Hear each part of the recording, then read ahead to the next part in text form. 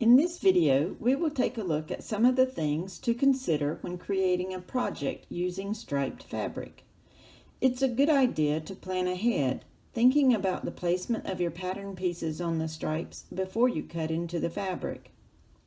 The first thing to consider when working with stripes is whether the symmetry of the stripe pattern is balanced or unbalanced. Here I have an example of each. The pink and black one has a symmetrically balanced stripe in which the pattern of the colors reads the same forward and backward. If I turn this stripe 180 degrees, the pattern will appear the same and the stripes can be matched. The pink and white stripe is unbalanced. This stripe reads dot pink white, dot pink white. But when I turn it around, the appearance of the stripe pattern is in the opposite order and does not line up. In this case, if I line up the stripe of dots, the pink and the white stripes do not match up. If I match the pink and white stripes, the stripe of dots no longer lines up. Of course, the size and number of stripes in the pattern repeat will vary from fabric to fabric, in both the balanced and the unbalanced, so take a moment to study the stripes in your fabric before you begin. When you're laying out your pattern pieces on the fabric for cutting, you'll want to be conscious of how the stripes will appear on the garment. In this example, I used an unbalanced stripe like the pink and white stripe. I wanted to make the stripes on the raglan sleeve go up the arm and across the shoulder. This made the stripes appear horizontal in the shoulder area. I had to plan ahead with the cutting of the sleeve pieces so that the stripes in the shoulder area of one sleeve didn't appear in the opposite order than the other.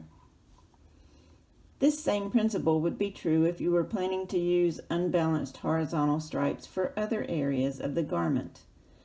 Think of it in the same way you would as fabric with a nap or a directional print, where the design appears upside down when the fabric is turned around. When working with a pattern piece that needs to be cut on the fold, such as the front bodice, you'll want to check the stripe pattern to see where the center of the stripe repeat is located.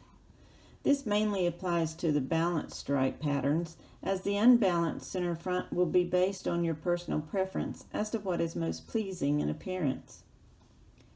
In the balanced print, I see two places that will give me a centered repeat: the middle of the solid black stripe and the middle of the dotted stripe. If I use the solid black stripe as my center front line, you can see how the pattern is mirrored and matches across the width of the piece. The same is true when I use the dotted line as the center front. Cutting out the bodice with either of these as center front will result in a symmetrically balanced garment front. When working with a folded piece of striped fabric, you'll want to check several places to be sure that the stripes are lined up across the full area of the fabric where your pattern pieces will be placed. Something to be aware of concerning printed stripes is that these are printed on the fabric after the weaving has been done. When the fabric is being printed, it doesn't always feed into the machines evenly, so the printed design can get skewed off grain slightly. Vertical stripes usually stay close to grain, but horizontally printed stripes are often not lined up with the grain of the fabric, especially near the selvage edge. Notice this strip of fabric. Here's one selvage and the other. I've torn this and cut it to make sure that the strip is on the grain or the weave of the fabric.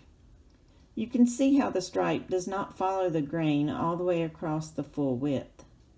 If I wanted to make a gathered skirt using this on-grain rectangle of fabric, the stripes at the center back seam would not line up, and the top and bottom edges of the skirt would appear crooked. In a case like this, it's best to cut according to the stripe itself rather than with the grain, as long as it's not too far off.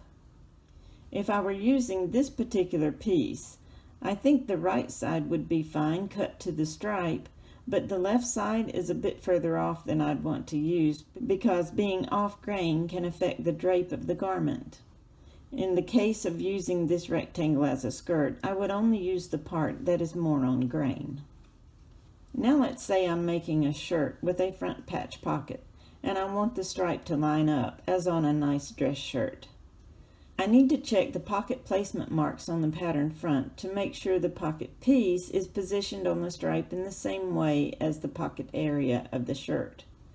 If I'm making a more casual shirt, I may choose to turn the pocket piece horizontally on the fabric or cut the pocket on the opposite stripe as a design accent.